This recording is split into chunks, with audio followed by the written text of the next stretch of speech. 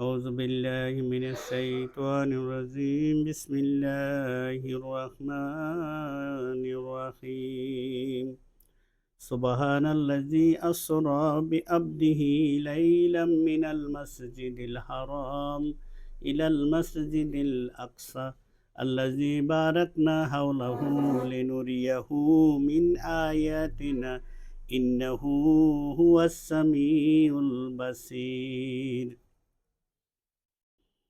ثم دنا فتدلى قاب قوسين أو أدنى صدق الله مولانا العظيم وصدق رسوله النبي الحبيب الكريم اللهم صل على سيدنا محمد صاحب التاج والمراج والبراق والعالم دفيع البلاء والوباء والقحط والمرض والآلام اسمه مكتوب مرفوع منكوس في اللوح والقلم سيد الأعراب والأعظم اسمه مقدس مؤطر مطهر مناور في البيت والحرم شمس الضحى بدر الدجى صدر الأولى نور الهدى كفي الورى مصباح الظلام جميل الشيام شفيع الأمام صاحب الجود والكرم والله عاصم وجبريل خادم والبراق مركبه والمراج سفاره وسدرة المنتهى مقامه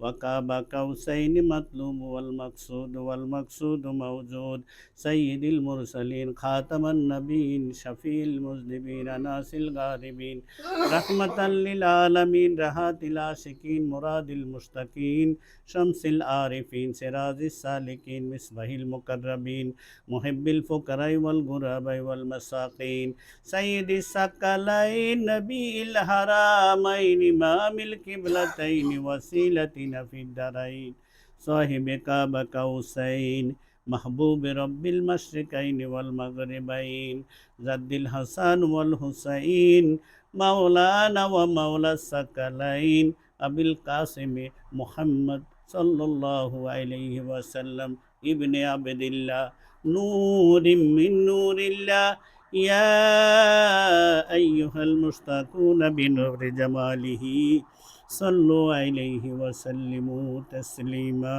اللهم صل على سيدنا محمد وعلى آله وأصحابه وبارك وسلم الصلاة والسلام عليك يا رسول الله الصلاة والسلام عليك يا حبيب الله الصلاة والسلام عليك يا شفيع المذنبين الصلاة والسلام عليك يا رحمة للعالمين আমার প্রিয় আহলে সুন্নাতুল জামাতের আমার ইমাম হুসাইন রাদিয়াল্লাহু তাআলা আনহুর গোলামগণ হুসাইনি মুসলমানগণ আমার প্রিয় দেশবাসী আসসালামু আলাইকুম ওয়া রাহমাতুল্লাহি ওয়া বারাকাতুহু আজ ২৭শে রজব গতকাল রাতে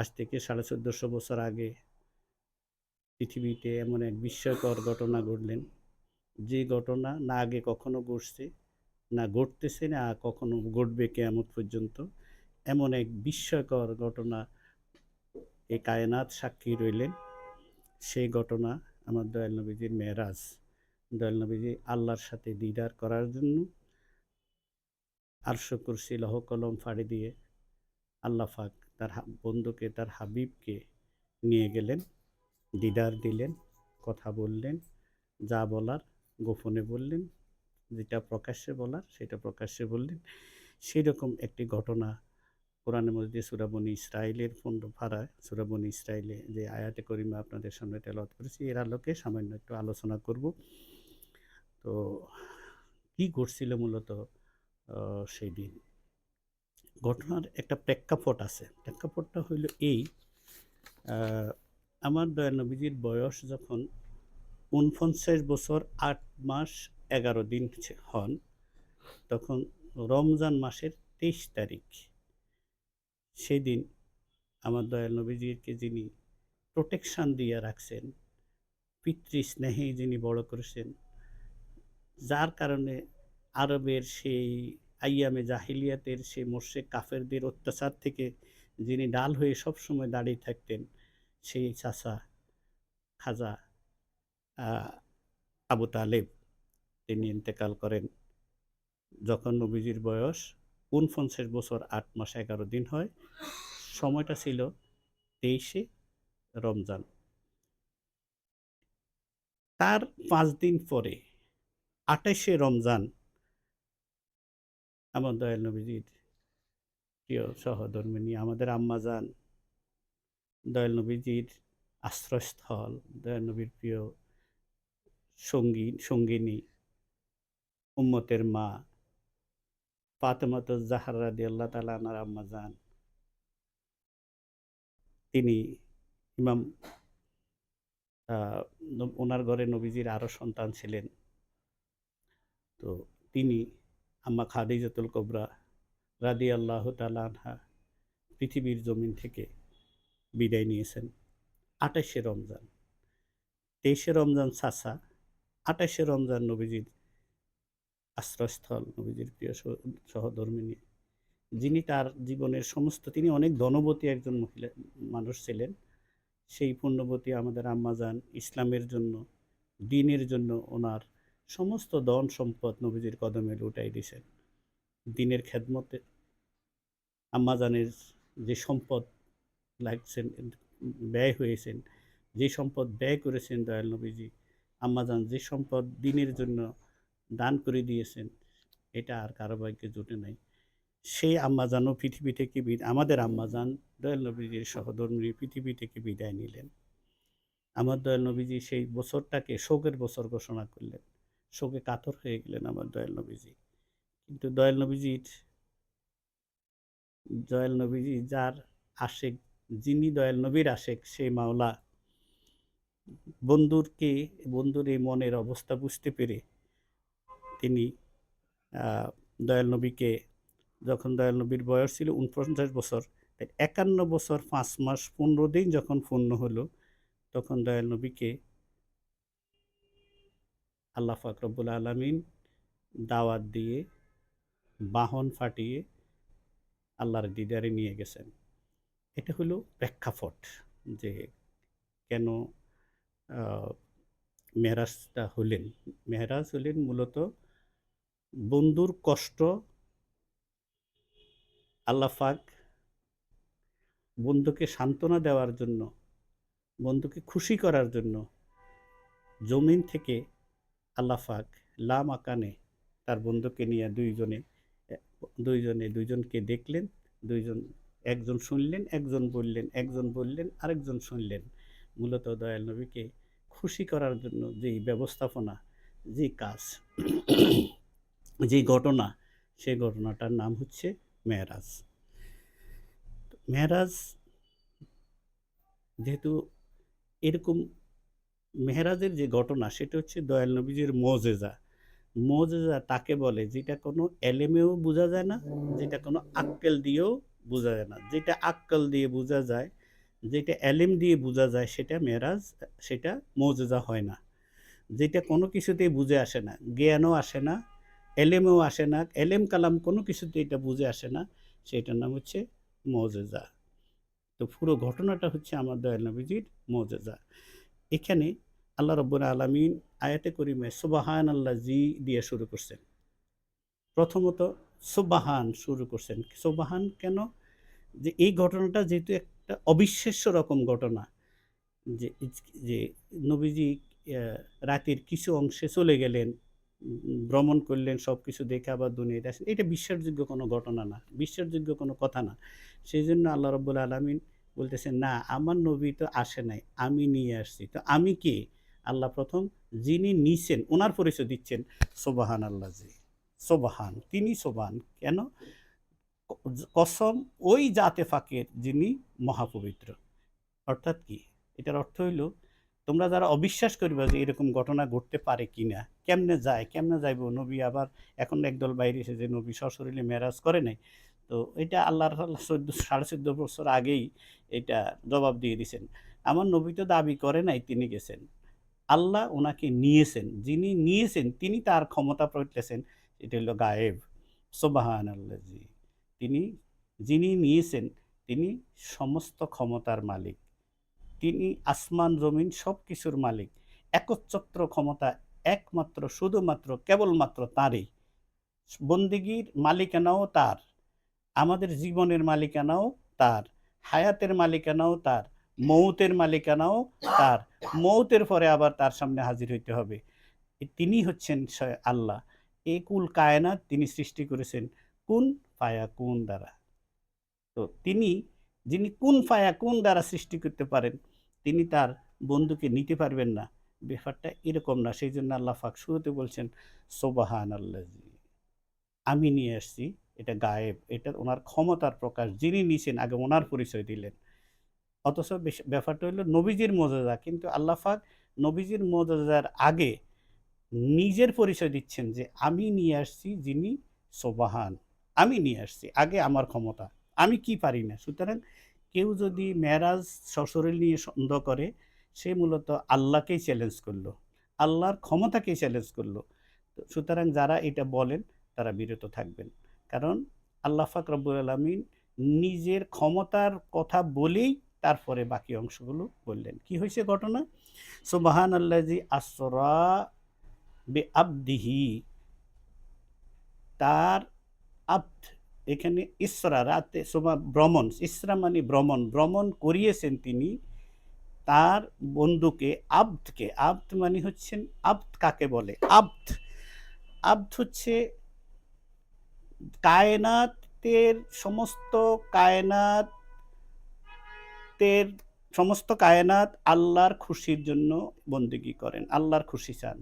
আর স্বয়ং আল্লাহ তার বন্ধুর খুশি চান, এই জন্য ওনার নাম হচ্ছে আব্দুহু। আব্দ অ্যান্ড আব্দুর মধ্যে পার্থক্য হলো এই, আব্দ হচ্ছে যারা আমরা সকলেই যারা আল্লাহর সন্তুষ্টির জন্য, আল্লাহর সন্তুষ্টি কামনায় থাকি, তারা হচ্ছে আব্দ। আর আমার রসুল হচ্ছেন আব্দুহু, যিনি আল্লাহ যার সন্তুষ্টি চান তিনি আব্দুহু। তো এখানে সুবহানাল্লাযী আসরা বিআবদিহি না বলে বিরসুলিহি বলতে পারতেন। কেন আব্দিহি বললেন? আব্দ হলো শরীর এবং রূহ সম্মিলিত, এই জন্য আব্দ শব্দ ব্যবহার হচ্ছে। রিসালাত, রসুল হওয়ার জন্য শরীর শর্ত নয়, সেজন্য আব্দ ব্যবহার করা হয়েছে। সুবহানাল্লাযী, সুবহানাল্লাযী আসরা, ভ্রমণ করিয়েছেন, বিআবদিহি, তার বান্দাকে, তার বন্ধুকে, লাইলাম মিনাল, লাইলাম রাতের কিছু অংশে। এই হলো একটা পার্ট। সুবহানাল্লাযী আসরা বিআবদিহি লাইলাম মিনাল মসজিদিল হারাম, মিনাল মসজিদিল হারাম ইলাল মসজিদিল আকসা। কোথায় থেকে কোথায়? মসজিদে হারাম থেকে মসজিদে আকসা। তারপরে অবস্থা, এই হলো প্রথম অংশ। দ্বিতীয় অংশ হচ্ছে আল্লাযী বারাকনা হাওলাহু, পুরো পথটাকে করে দিয়েছেন বরকতময়। কেমন? কার্পেট দিয়ে দুই পাশে পতাকা টানিয়ে ফেরেশতাদের জৌলুস দিয়ে সাজিয়ে নিয়ে রেখেছেন, সেই পথটাকে বরকতময় করে দিয়েছেন। কতটুকু পর্যন্ত? লেনুরিয়াহু ইন্নাহু হুয়াস সামিউল বাসির। এবার মসজিদে আকসা থেকে উপরের দিকে এই অংশ হচ্ছে আল্লাযী বারাকনা হাওলাহু, এই আরেকটা অংশ আল্লাযী বারাকনা হাওলাহু, আমি পথটাকে, কোনটা? বাইতুল মুকাদ্দাস পর্যন্ত, মসজিদে হারাম থেকে মসজিদে বাইতুল বাইতুল হারাম থেকে বাইতুল মুকাদ্দাস পর্যন্ত এই রাস্তাটাকে আমি সাজিয়ে দিয়েছি, বরকতময় করে দিয়েছি। এখানে ফেরেশতাদের জৌলুস ছিল, এখানে সারিবদ্ধভাবে ফেরেশতারা দাঁড়াইছিল, এখানে দুই পাশে পতাকা টাঙানো হয়েছে, বাইতুল মুকাদ্দাসকে সাজানো হয়েছে, সেখানে সমস্ত পয়গম্বরদেরকে একত্রিত করা হয়েছে। আমার দয়াল নবীজি যখন মসজিদে হারাম থেকে বাইতুল মুকাদ্দাস দিয়ে রওনা হইলেন, তখন তিনি দেখলেন যে মুসা কলিমুল্লাহ প্রথম সংবর্ধনা জানালেন, ওনার রওজাতে দাঁড়িয়ে আমার দয়াল নবীকে সংবর্ধনা দিচ্ছেন। প্রথম সংবর্ধনা দিলেন মুসা কলিমুল্লাহ ওনার মাজার শরীফ থেকে। এখানে হাদিস শরীফে যেভাবে আসছে যে মুসাকে দেখেছি দাঁড়িয়ে সালাত আদায় করতে, এই সালাতের অর্থ এটা নয়, সালাত 56 অর্থে ব্যবহৃত হয়। এই সালাতের অর্থ হচ্ছে মুসা কলিমুল্লাহ দাঁড়িয়ে দাঁড়িয়ে আমার নবীর উপরে, আমার নবীকে স্বাগত জানাচ্ছে, দয়াল নবীর উপরে দুরুদ ও সালাম পড়তেছে। এটার নাম হচ্ছে মুসা কলিমুল্লাহ সালাত। ওইটা আমরা যে অর্থে সালাত বুঝি দাঁড়াইয়া নামাজ পড়তেছেন, বিষয়টা সেরকম না। বিষয়টা হচ্ছে যে মুসা কলিমুল্লাহ, আরে মুসা কলিম দয়াল নবী যাচ্ছেন, আল্লাহর বন্ধু আল্লাহর দিকে রওনা হয়ে যাচ্ছেন, সেখানে মুসা কলিমুল্লাহ দাঁড়িয়ে দাঁড়িয়ে নামাজ পড়তেছেন, এটা কোনো পাগলও বিশ্বাস করবে না। বিষয়টা হচ্ছে তাহকিক করতে হবে। সেটা হচ্ছে এটা হলো এই, যিনি আমাদের ওলামায়ে দ্বীন যারা তফসির লিখেছেন, আমার সামনে ২ টা তফসিরের কিতাব আছে। আমার সামনে ২ টা তফসিরে রুহুল কোরআন। তো এটা আমার সামনে আছে। আমি আপনার কিরা তফসিরের সাহায্য নিয়ে আপনার সামনে কথা বলতেছি। মুখস্থ কথা বলতেছি না। তো ওখানে দয়াল নবীজি ১ম দেখলেন যে মুসা কলিমুল্লাহ দাঁড়িয়ে, দাঁড়িয়ে আমার দয়াল নবীকে সংবর্ধনা দিচ্ছেন ১ম বার। তারপরে সেখান থেকে মসজিদে হারাম থেকে মসজিদে আকসা গেলেন। এইখান থেকে ২য় পর্ব শেষ। আরেকটা পর্ব শুরু হইলেন মসজিদে আকসা থেকে সিদরাতুল মুনতাহা। ওটা এই আয়াতে করিমের ভিতরেই আছে। তো অনেকে বলে যে এইখানে কোরআনে মজিদে প্রমাণ আছে মসজিদে হারাম থেকে মসজিদে আকসা পর্যন্ত। মূলত এটা বুঝতে ভুল, ওনার বুঝার জ্ঞানের সীমাবদ্ধতা। সুবহানাল্লাযী আসরা বিআবদিহি লাইলাম মিনাল মাসজিদিল হারামি ইলাল মাসজিদিল আকসা আল্লাযী বারাকনা হাওলাহু। এবার লিনুরিয়াহু ইন্নাহু হুয়াস সামিউল বাসীর। আল্লাহ ওনাকে নিয়ে গেছেন সব কিছু পার কইরা। লেনুরিয়াহু ইন্নাহু, একজন বলেন আরেকজন হুয়াস সামিউল বাসির, একজন আরেকজনকে দেখেন, সামিউল বাসির, একজন একজনের কথা শুনেন, একজন একজনের কথা বলেন। দয়াল আল্লাহ বলেন, আমার দয়াল নবী শুনেন, দয়াল নবীজি বলেন, আল্লাহ শুনেন। সেটা কোথায়? সেটা উপরে লা মাকানে, সব কিছুর ঊর্ধ্বে। কতদূর ঊর্ধ্বে নিয়ে গেছেন এটা আপনি যান সূরা আন-নাজমে যান। সূরা আন-নাজমে আল্লাহ তাআলা বলতেছে যে কাবা কাউসাইনি আও আদনা, কাবা কাউসাইন সুম্মা দানা ফাতাদাল্লা, সুম্মা দানা ফাতাদাল্লা, কাবা কাউসাইনি আও আদনা, সুম্মা দানা ফাতাদাল্লা, কাবা কাউসাইনি আও আদনা।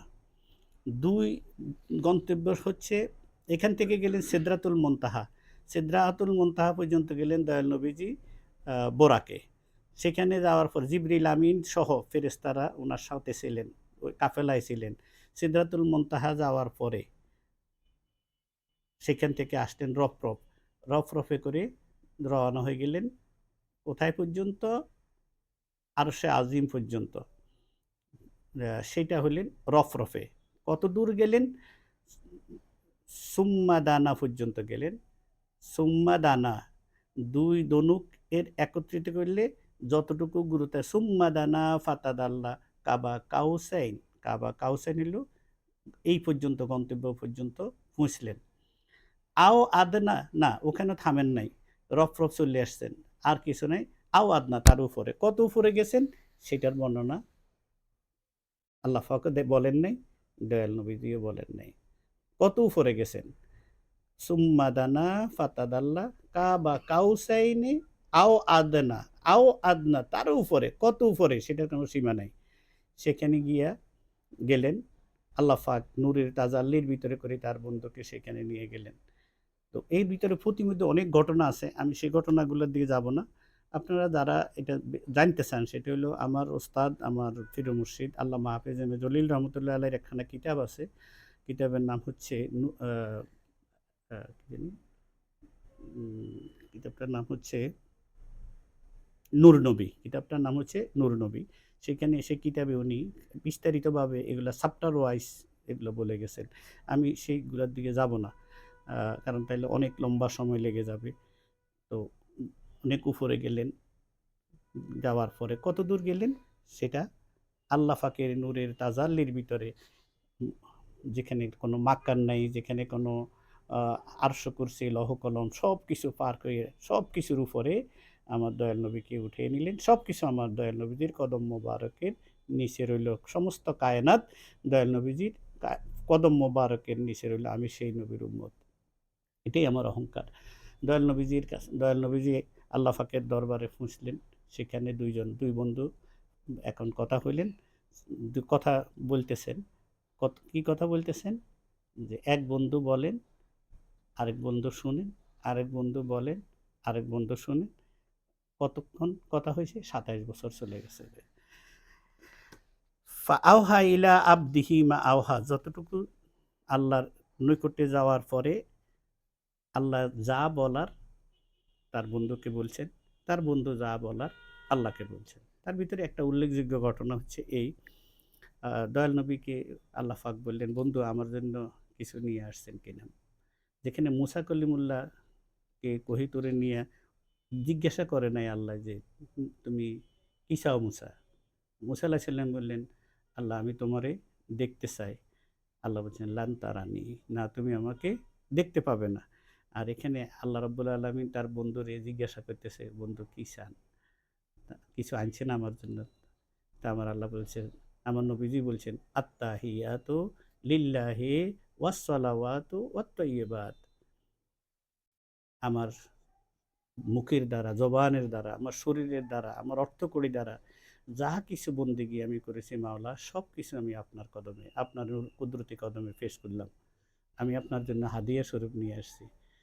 আমার আল্লাহ খুশি হয়ে গেলেন, বললেন আসসালামু আলাইকা আইয়ুহান নাবিয়্যু, নবী আপনার উপরে আমার সালাম। এই সালামের অর্থ এইটা নয় যেটা আমরা বলি আসসালামু আলাইকুম রহমতুল্লাহ, ব্যাপারটা এরকম নয়। এই সালামের অর্থ হচ্ছে আল্লাহ পাক তার রহমত বরকত দিয়ে তার বন্ধুকে ভরপুর করে দিয়েছেন। আল্লাহর সমস্ত খোদাই তার বন্ধুকে দান করে দিয়েছেন, তাকে ভরপুর করে দিয়েছেন সব কিছুর মালিকা।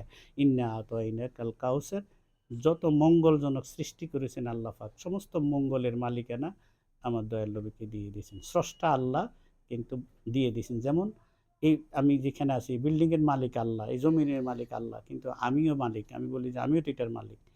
তো সত্তাগতভাবে সব কিছুর মালিক আল্লাহ। আর ভোগ দখলের ক্ষেত্রে মালিক হইলাম আমরা। ঠিক সেই রকম আল্লাহ হইলেন স্রষ্টা, আল্লাহ সৃষ্টিগতভাবে মালিক। কিন্তু সেটা কাকে দিবেন, কাকে না দিবেন, সমস্ত কিছুর মালিকানা আমার দয়াল নবীকে বুঝাই দিয়েছেন।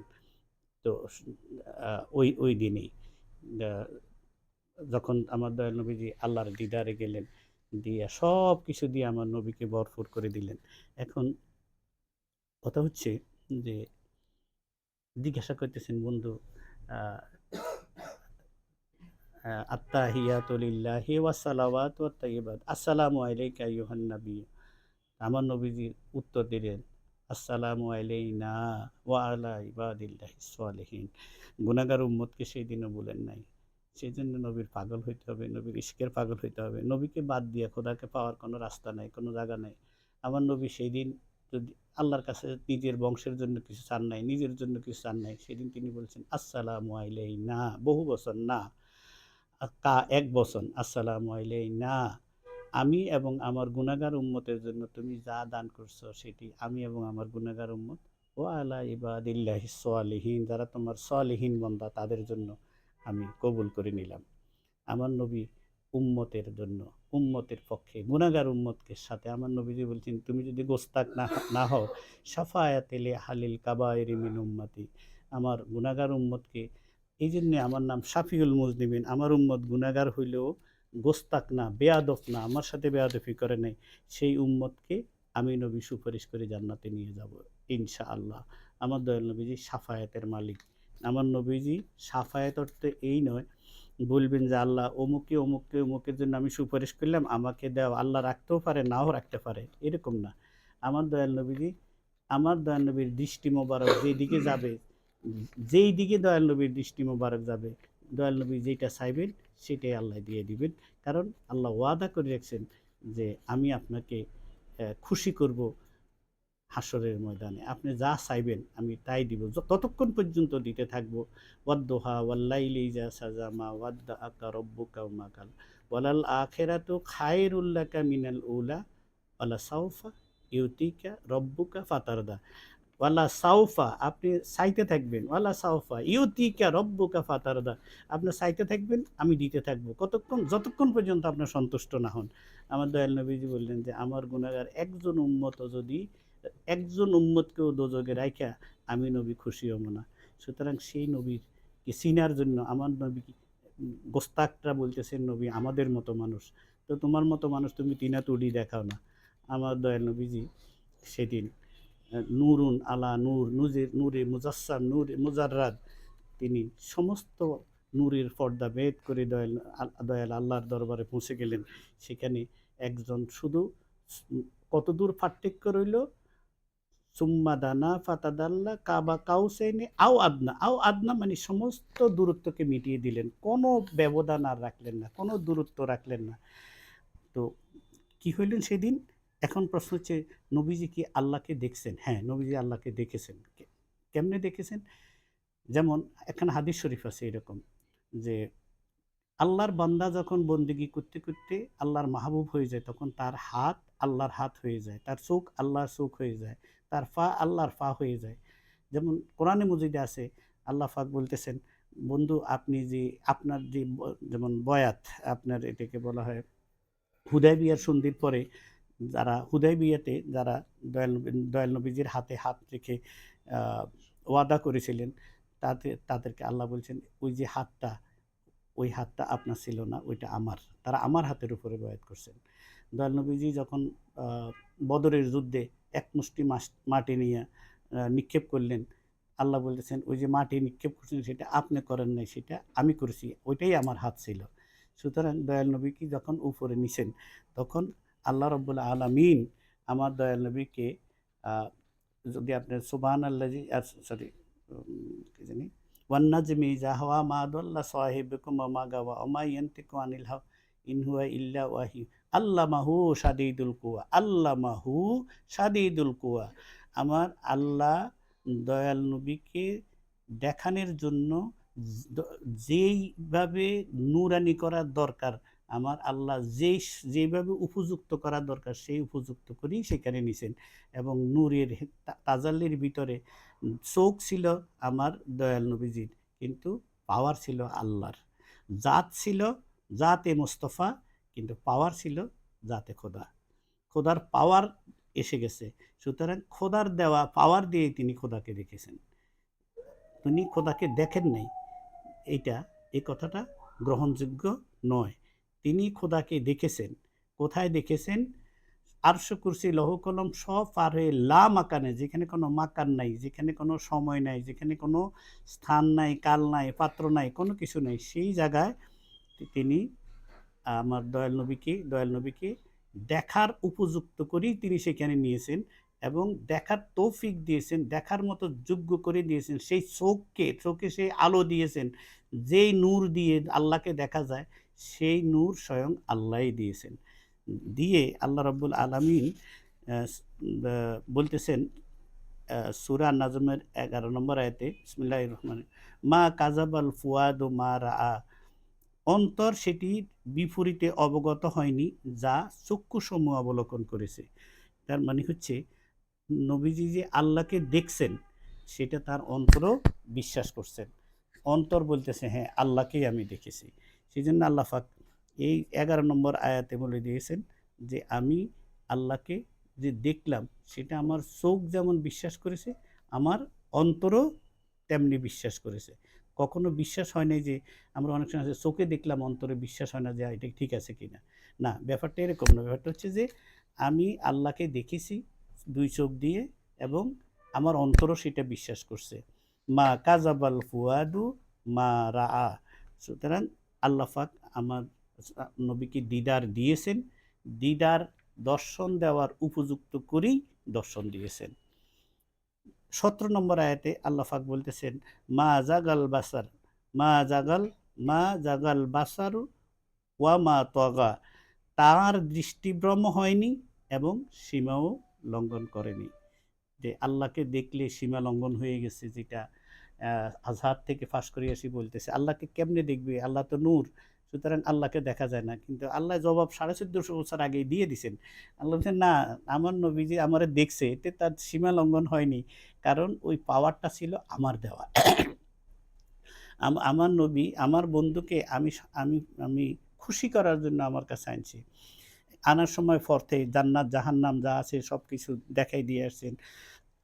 পরিণতি, মানুষের পরিণতি কি হবে, মুনাফিকের পরিণতি কি হবে, কুফফারের পরিণতি কি হবে, জান্নাতীদের পরিণতি কি হবে, অনেক ঘটনাবলী এর ভিতরে আছে। মূলত শবে মেরাজের আলোচনা সংক্ষেপ করি, বলা সম্ভব না, তথাপি আমি মুক্তস্বর এইটুক বললাম। কারণ অ্যাটলি কয়েকটা পর্ব অন্তত ১০-২০ ঘন্টা বললে এগুলা প্রত্যেকটা ওয়ার্ডের এখানে যেমন রাতে কেন ভ্রমণ করিয়েছেন, দিনেও তো ভ্রমণ করাইতে পারতেন, এটারও ব্যাখ্যা আছে। তো এখন এই ব্যাখ্যাগুলো তো এত স্বল্প পরিসরে দেওয়া যায় না। তো আমি আমার আলোচনার প্রায় শেষ পর্যায়ে এসে গেছি। মূলত আমার আল্লাহ আমার দয়াল নবীকে দেখা দিয়েছেন এবং দেখার জন্য যেই দৃষ্টিশক্তি দরকার সেটা আমার আল্লাহই দয়াল নবীকে দিয়েছেন। যার কারণে আল্লাহ পাক এখানে বলতেছেন, তার দৃষ্টি মা জাগাল বাসার ওয়া মা তগা, তার দৃষ্টি ভ্রম হয়নি এবং সীমাও লঙ্ঘন করেনি। ব্যাস ২ বন্ধুর কথাবার্তা শেষ। আল্লাহ পাক জিজ্ঞাসা করছেন, ৭০০ বার জিজ্ঞাসা করছেন, বন্ধু আর কি চান? আমার দয়াল নবীজি বলছেন, রব্বি হাবলি উম্মতি, আমার উম্মতকে মাফ করে দাও। আল্লাহ রব্বুল আলামিন প্রতিবারে ৭০,০০০ করে মাফ করে দিয়া ৪৯ কোটি সেদিন মেরাজের রাত্রিতে নবীজি তার গুনাহগার উম্মতের মওকুফের গ্যারান্টি নিয়ে জমিনে আসছেন। সালাত নিয়ে আসছেন, ৫ ওয়াক্ত নামাজ নিয়ে আসছেন উম্মতের জন্য। নামাজ হচ্ছে মেরাজের উপহার। সুতরাং সেই উপহারকে ধারণ করতে হবে, লালন করতে হবে। সেই উপহারকে নিয়ে যেভাবে ঠাট্টা বিদ্রূপ হয়, মনে হয় মসজিদে গেলে দেখলে মনে হয় যে যেন নামাজের সাথে মনে হয় যেন আমরা একটা আমি নামাজ না পড়লে মনে হয় কারো কিছু ক্ষতি হয়ে যাবে এরকম। দুনিয়ার সব কাজ ধীরস্থির হয় কিন্তু নামাজ ধীরস্থির হয় না। নিয়মিত আমরা যাই না নামাজে। আচ্ছা, অনেকের নামাজ দেখলে তো খুব হাসি পায় যে এটা কেমন নামাজ হচ্ছে। নামাজের বাহ্যিকটা আছে, রূহটা নাই। তো আল্লাহ পাক রব্বুল আলামিন এই রজনীতে গতকাল যে রাতটা গেলেন সেই রজনীতে আমার নবীকে সেখানে নিয়ে গেলেন। আসার সময়ও অনেক ঘটনা আছে, মুসা আলাইহিস সালাম থেকে শুরু করে আবার যাওয়ার সময় সকল পয়গাম্বরের সাথে ওনার দেখা হয়েছেন। ষষ্ঠ আকাশে মুসা আলাইহিস সালাম, সপ্তম আকাশে মুসা আলাইহিস সালাম, ষষ্ঠ আকাশে ইব্রাহিম আলাইহিস সালাম। অনেক ঘটনা যেটা আমি আপনাদেরকে বললাম। আমার ওস্তাদ আল্লামা হাফেজ আমির জলিল রহমতুল্লাহ আলাইহ নূর নবী কিতাবে এগুলা সুন্দর, আরও অনেক কিতাব আছে কিন্তু আমাদের কাছে এই কিতাবটাই খুবই সুন্দর, যেহেতু এটা সুন্দর করে সাজানো আছে। যদি কেউ এটা হাদিয়া করতে চান, গাউসুল আজম জামে মসজিদ, শাহজাহানপুর, ওখানে আসলে শুক্রবারে জুমার পরে কিতাবটা নিতে পারবেন, আপনার ঘরে রাখলে উপকৃত হবেন। এবার আসেন, যাওয়ার সময় তো বোরাক আছে, রফরফ আছে, কিন্তু আসার সময় কি হয়েছে? আসার সময় আমার দয়াল নবীর শান কেমন হয়ে গেছেন? যাওয়ার সময় আল্লাহ নিজের ক্ষমতার কসম কাটতেছে, সুবহান আল্লাজি। আর যখন দয়াল নবীজি আসবেন, এবার আমার আল্লাহ ওয়ান নাজমে, কসম আপনার উম্মতে মোহাম্মদ হিসেবে, দয়াল নবীজির উম্মত হিসেবে, এটা তো আমাদের গর্বের। যাওয়ার সময় আল্লাহর শানের প্রশংসা করতেছে, আল্লাহর ক্ষমতার প্রশংসা করতেছে যিনি নিয়ে গেছেন। আসার সময় দয়াল নবীজির ক্ষমতার কথা বলতেছেন যে আমার বন্ধুর ক্ষমতা কেমন, ওয়ান নাজমে, তিনি নূরুন আলা নূর, ওয়ান নাজম ইজা হাওয়া মা দল্লা সাহিবিকুম, মা দল্লা সাহিবিকুম মা গাওয়া। তোমাদের সাহেব, আমার দয়াল নবীজির কথা বলতেছেন, তোমাদের সাহেব তিনি একা বাঁকা হয় নাই, গন্তব্যও বলেন নাই, উনি ওনার মঞ্জিলও বলেন নাই, কোথায় যাবেন উনি পথও বলেন নাই, ওনার গন্তব্যও বলেন নাই। উনি ওনার পথ বলেন নাই, উনি যে আসছেন, আসার সময় ওনার পথ বলেন নাই এবং আঁকা বাঁকা হন নাই, এবং ওনার গন্তব্য কোথায় উনি আসতেছেন সেটাও তিনি বলেন নাই।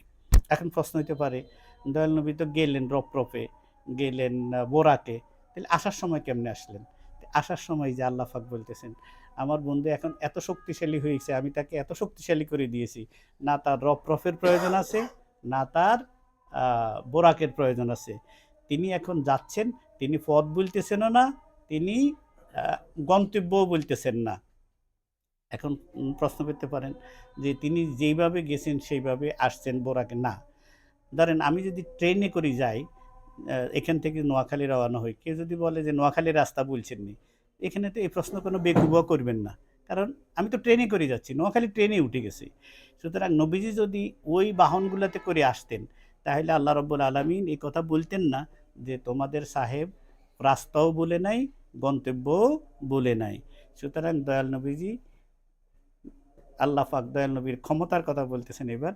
তিনি হচ্ছেন ওয়ান নাজম, নাজমে উজ্জ্বল নক্ষত্র। উজ্জ্বল নক্ষত্র মানে নূরুন আলা নূর, নূরি মিন নূরিল্লাহ, আল্লাহর জাতি নূরের জ্যোতিতে নূরুন আলা নূর হইয়া আমার দয়াল নবীজি পৃথিবীতে ফেরত এসেছেন।